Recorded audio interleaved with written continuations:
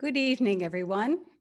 Tonight, CCHPN invites you to a magical journey, and we're going to a National Historic Landmark right here in Chester County. The horses are hitched and your carriage awaits. So don your gay apparel and travel with us to discover Christmas unfolding at Anselma Mill. As we arrive, we will be welcomed by Frank Mercurio, Treasurer of the Board of Anselma. Oh, look, here comes Frank now. Thank you, Kathleen, and good evening. Thanks to you and thanks to the Chester County Historic Preservation Network for this opportunity to do a little history lesson of the mill while we talk about Christmas at the same time. So if you would go ahead and get us started, let's proceed.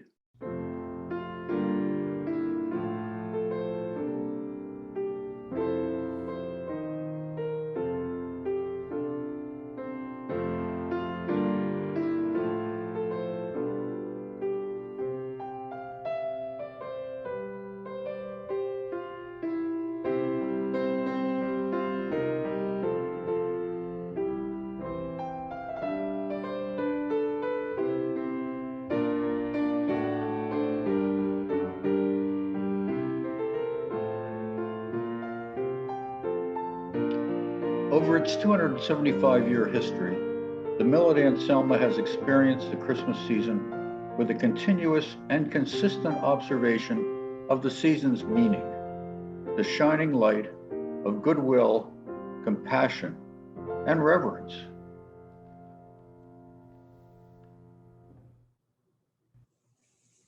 We can only wonder today if 3 centuries ago, Samuel Lightfoot ever imagined his mill would still be running in good order just as he built it.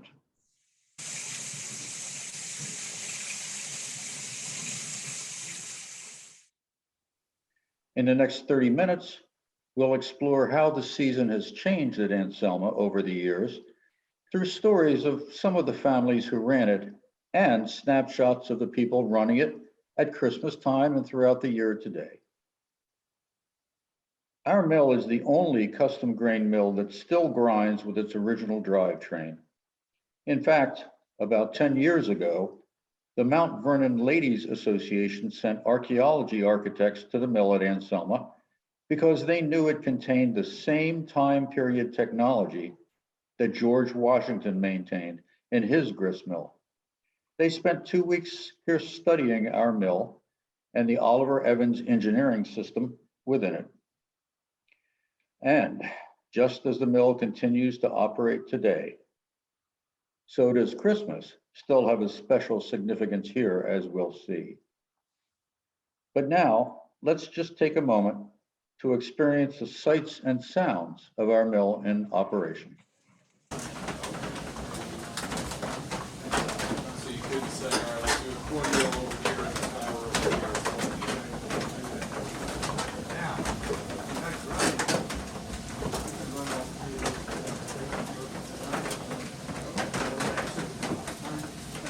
It may seem strange to begin a Christmas story with a family that did not formally celebrate Christmas, but that's the case here because Samuel Lightfoot, the founder of the Lightfoot Mill, later renamed the mill at Anselma, and his family were practicing Quakers.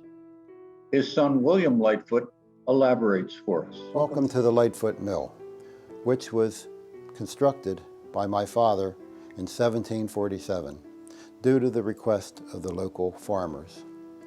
I operate a grist mill on 250 acres, and my brother Thomas operates a sawmill on 250 acres across the Conestoga Road. Early Quakers like myself did not observe Christmas nor mark other times and seasons. We choose not to mark Christmas seasons in any way, but we nonetheless give daily witness to our faith. We believe that no day is more holy than any other, and believe that each day and all of life is sacred. We know that that belief is still paramount for modern-day Quakers as well. As Gil Sewell, co-editor of the Friends Quarterly, writes, "I need to hold my spark of light faithfully and boldly witnessing in the darker corners of my community. Holding and living by the Quaker testimonies of peace, simplicity, and care of the environment remains a challenge in my preparations for a Christmas celebration. Reese Sheneman purchased the mill and house from Lewis Reese and James Benson in 1820. Reese and Julianne Sheneman had 13 children between 1815 and 1836. So we can imagine that Christmas was quite a busy time for the Sheneman family. After all, there were many hands to help decorate the tree. And there were plenty of things to do around the mill with the help of so many children, including, of course, baking. At Christmas time in our area, during the 19th century, there were 3 popular cakes: the plum cake, the fruit cake, and the Dutch cake. I'm going to be making a Dutch cake today. And sometimes it was called a Dutch loaf. I found references to a Dutch cake recipe in some of my old cookbooks. They all have pretty similar ingredients. They all include flour, butter, eggs, sugar, milk, currants or raisins, and yeast. And the later, more modern recipes include baking soda or baking powder as the leavening. The recipe I'm making today is from the early 1800s. It includes rose water as a flavoring. Rose water was used throughout the 19th century as a flavoring until vanilla replaced it at the very end of the century. Rosewater is made from the fragrant petals of the rose bush, and it gives baked goods a floral, perfumey taste, so a little bit goes a long way. The yeast that they would have used would have been a liquid yeast, like a sourdough starter, or maybe they would have gotten some yeast from the local brewer. This is the dough that is made and has a first rise, kind of like bread dough. It rises twice, once in the bowl that it's mixed up in, and once in the pan that it's baked in. This pan is called a Turk's head mold, and it gives breads a fancy shape.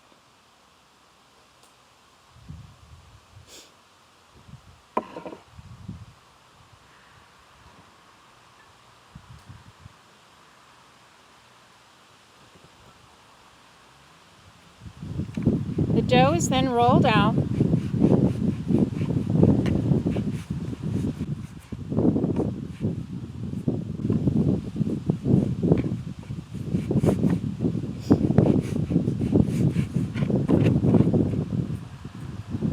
and it's placed in the pan for its final rise.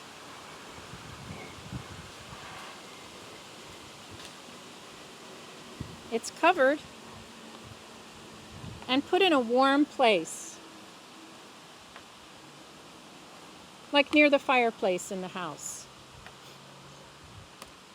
Other baked goods were being prepared at the same time. A fire would have been started in the outdoor bake oven, and it would have been started early in the morning.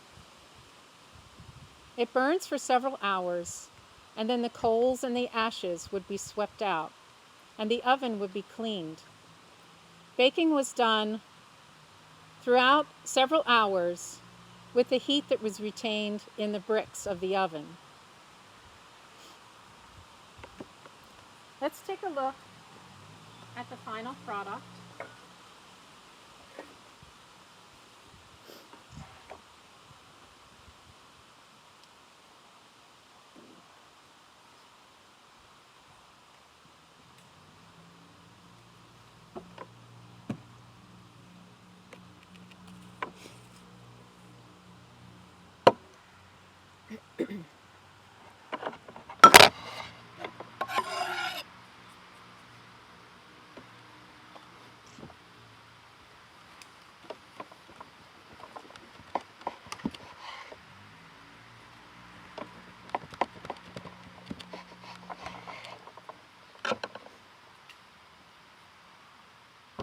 Here's the Dutch cake.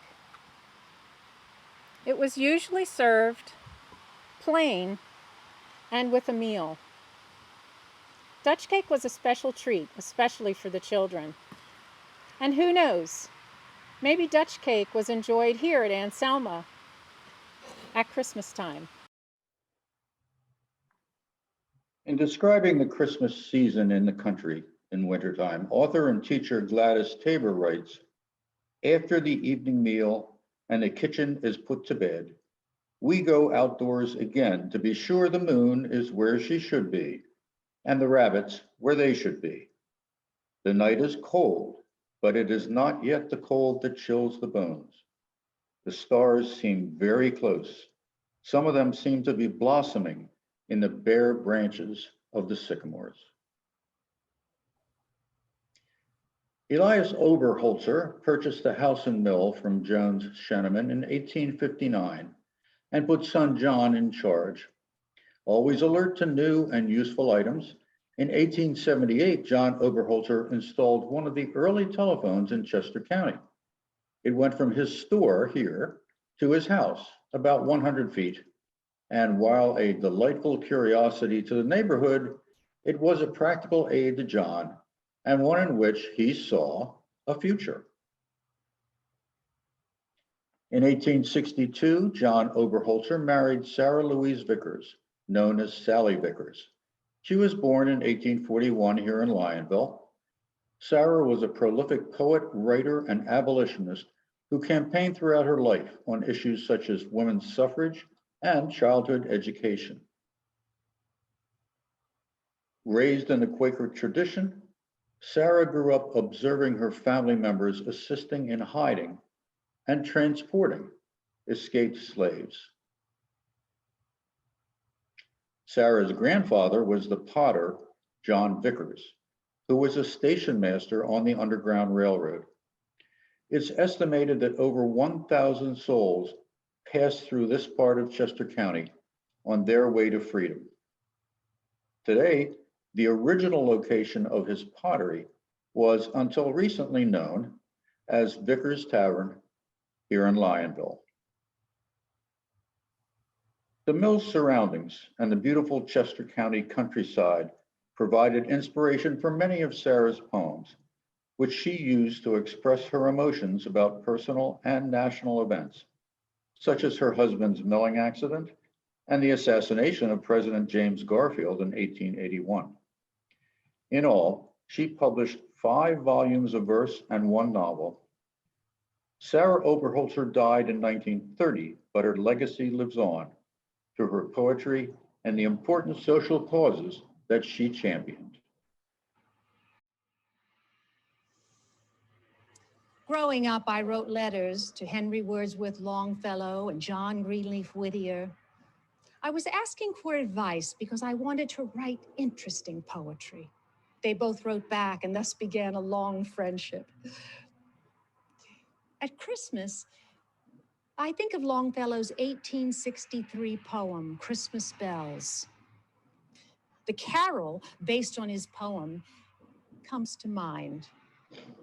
The song talks about the narrator's despair at the Civil War, but his ultimate hope that good will triumph over evil. So peal the bells more loud and deep. God is not dead, nor does he sleep. The wrong shall fail, the right prevail, with peace on earth, goodwill to men. I also think of John Greenleaf Whittier writing, somehow, not only at Christmas, but all the long year through, the joy that you bring to others is the joy that comes back to you. The Simmers family owned and ran the mill from 1886 to 1919 and made a number of major improvements to ensure the mill's continued strength and integrity. But the Simmers' contributions weren't limited to just the immediate family. The Simmers family lived in the smaller Miller's house built by John Oberholzer in 1871 after he was injured while freeing the icebound water wheel. This is a quilt made by Gladys Mosteller, granddaughter-in-law of the Simmers, Alan and Annie. Her quilts were prize-winning and were displayed at the History Center. This legacy of fine needlework lives on within many American families. Oliver Collins, who owned and ran the mill until 1982, was an entrepreneur of many talents, probably best known as a country mechanic. When the technology for grinding grain transferred to equipment on trucks that could drive to the farmer, Oliver had to explore new ways to harness the power of the water wheel and continue to support his family. So he produced cider with a large cider press. He repaired farm machinery and sharpened blades. He cut hair for customers while they waited for the feed corn to be ground, as some area farmers convinced him to still do some grinding. And most impressive of all, he built an in-mill machine shop that drew power from the mill wheels and gears.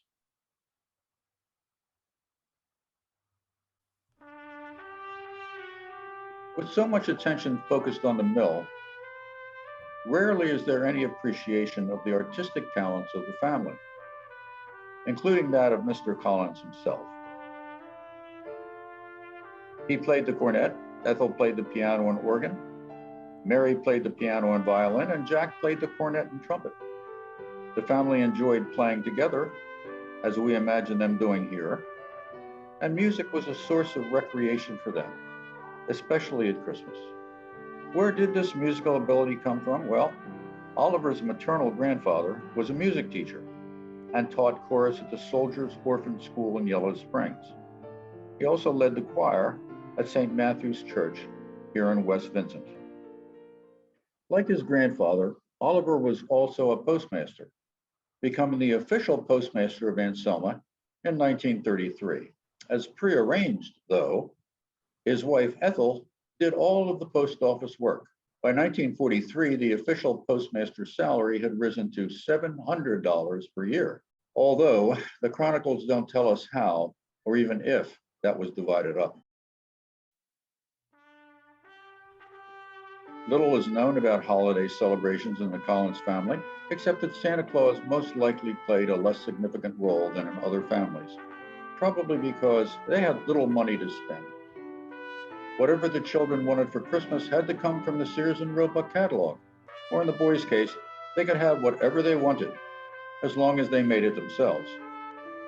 It's not hard to imagine a sampler on their wall, inscribed, "Use it up, wear it out, make it do without."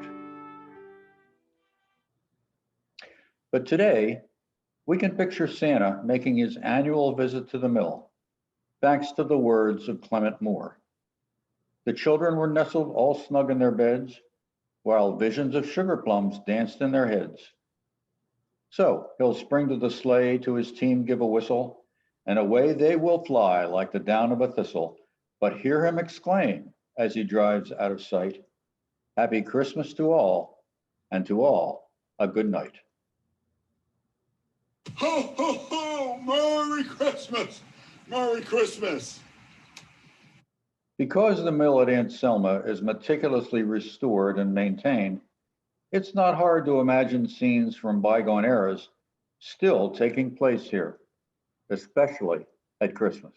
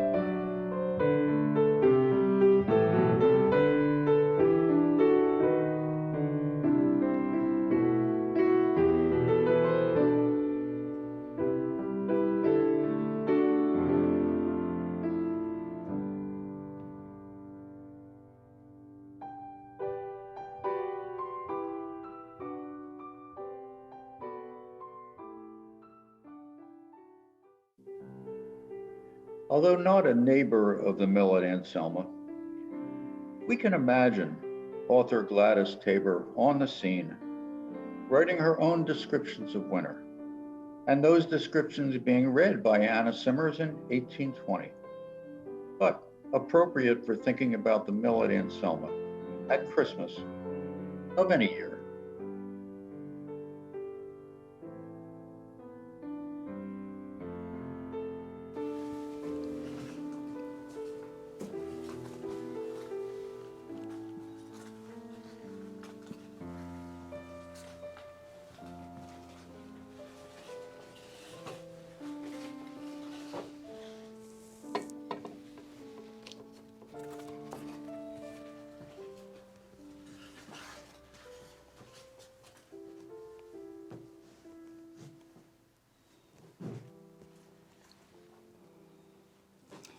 I think perhaps the winter morning stillness has the most magic. Quite literally, there is no sound, and therefore the motionless air seems to sing a melody from the beginning of time. I cannot analyze it, but my heart also stands still.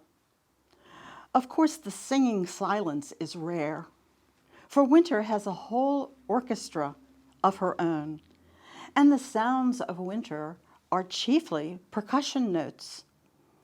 The crack of ice, the plop of snowfall from the roof, the crash as a tree gives up a branch under the weight of snowfall from the roof, the harsh cries of blue jays, and the call of an owl at night, and occasionally the scream of a fox in the woods, all announce that it is soon to be January.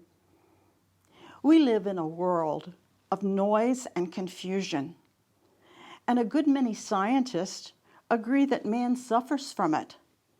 And I think, as I feel the healing of the winter morning stillness, that we all desperately need some quietude in our lives.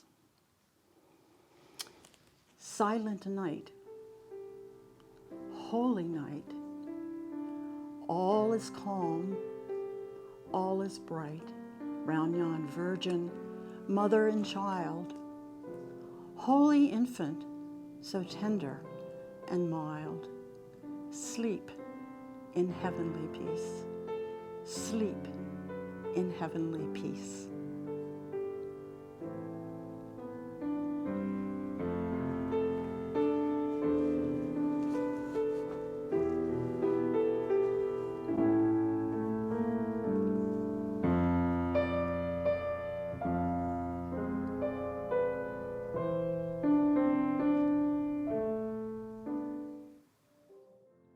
Here at Anselma, we welcome visitors who appreciate 3 centuries of living American history at any time of the year.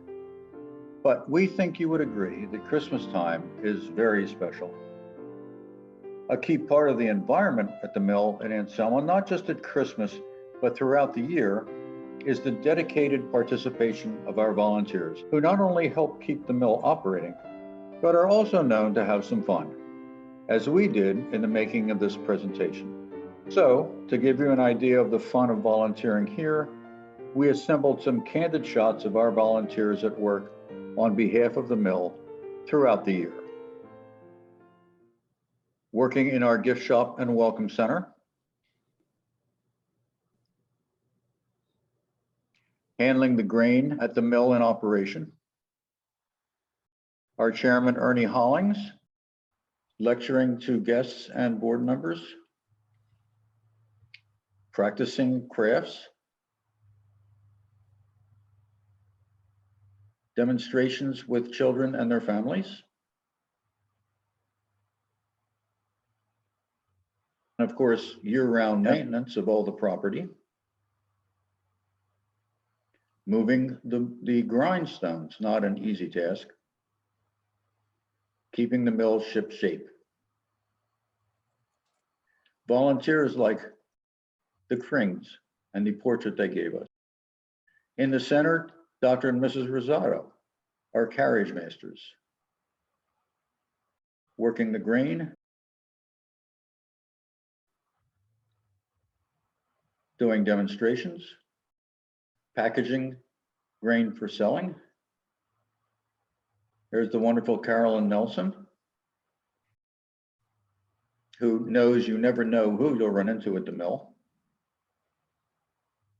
Will Shaw as Santa Claus extraordinaire.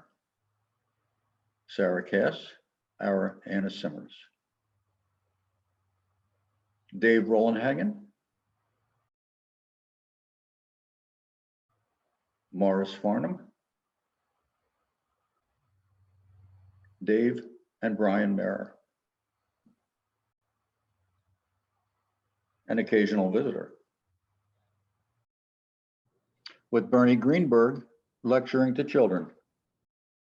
If helping to keep a 3 centuries old historic institution sounds interesting to you, please contact us at anselmamill.org and we'll be happy to arrange a tour. In the meantime, everyone here wishes one and all the very happiest of holiday season.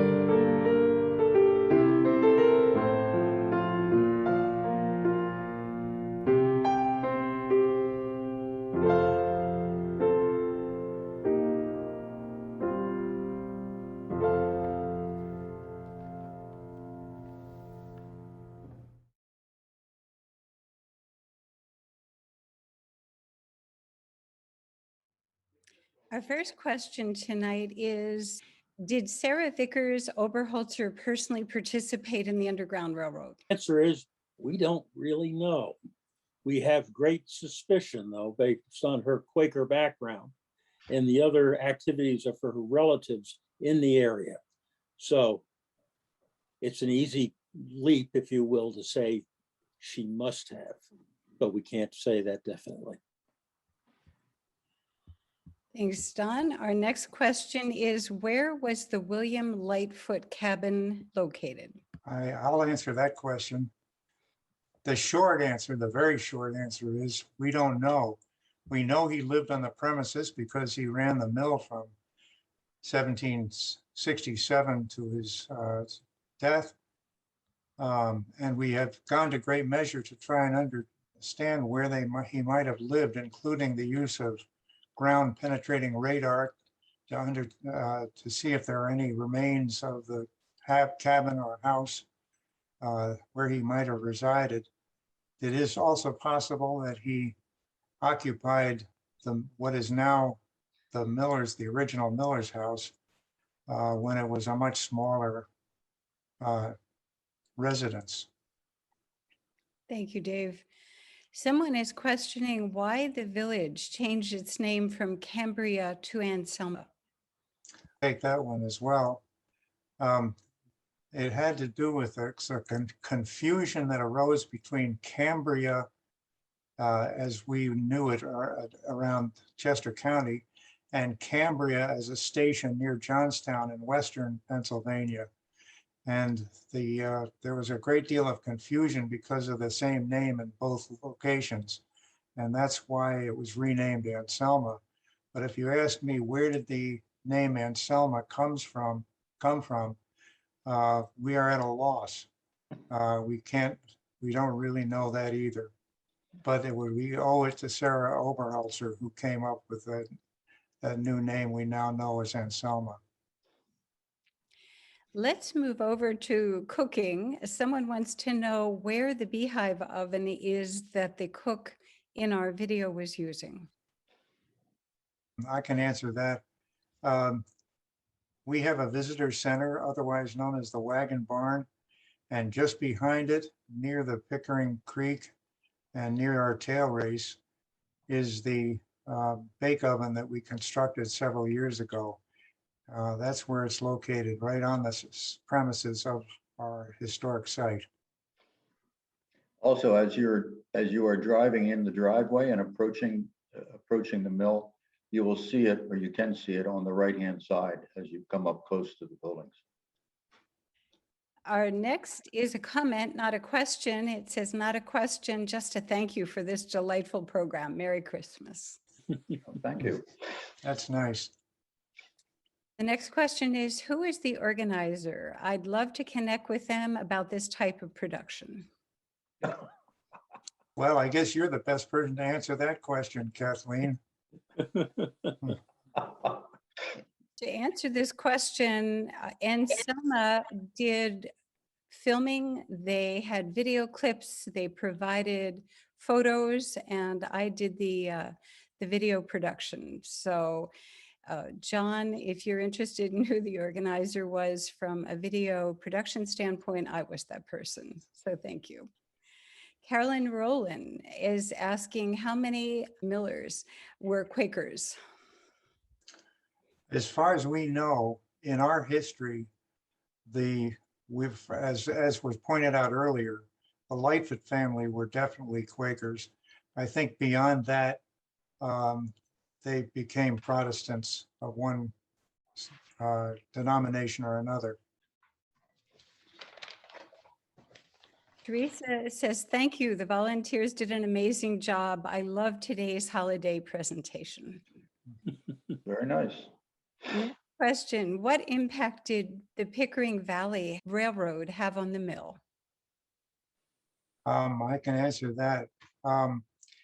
It had a twofold impact on the mill. First of all, it handled freight between Byers and Phoenixville.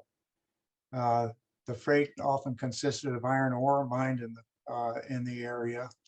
And the second impact it had was providing passenger service between, again, Byers and Phoenixville or anywhere along the route. So it had a twofold impact on the local operation. Yeah, also the railroad bed actually goes right behind the miller's house, the Knight Miller's house. And the railroad station itself was along that railroad bed, but right by 401. The next comment is, thank you all so much for this program. We have a question, will a recording of this session be shared later? The answer is yes, I will answer that question. We will be posting our recorded program this evening up on YouTube. You will be able to find the link either at YouTube by searching for Anselma Mill or at the Chester County Historic Preservation Network .org website. The link will be connected there. Melissa is asking, how can I make a donation? Frank, you're the one to answer that. We'll try and make that as easy as possible, Melissa. If you go to our website, there is a link. I'm sorry, it's anselmamill.org. If you go to our website, I believe there is a link there in which you can donate directly. If you are like me, not all that excited about high-tech electronic stuff and want to donate the old-fashioned way, you can simply send a donation to us at the mill, Post Office Box 42, Chester Springs. Either way, we would be more than grateful for your contribution. Thank you for offering. Thank you, Frank. And Elaine is saying, as a granddaughter of Oliver Ernest Collins, I thank you for this presentation. It stored many memories of my visits to the mill as I was growing up. Yeah, how nice. How nice. Wonderful to hear from her. Yes. And Margaret is closing out our questions this evening. She says, Merry Christmas. Thank you for this program. Oh, Merry Christmas to her, and we're all very happy to be here. Merry Christmas. Yep. Thank you, Kathleen, for everything. It was my honor, and we hope all of you enjoyed tonight's program and extend a special thanks to everyone at Anselma Mill for this festive finale to our 2021 Heritage Series. This December, whether you celebrate Hanukkah, Kwanzaa, or Christmas, we hope you cherish this beautiful holiday season. On behalf of everyone at the Chester County Historic Preservation Network, good night.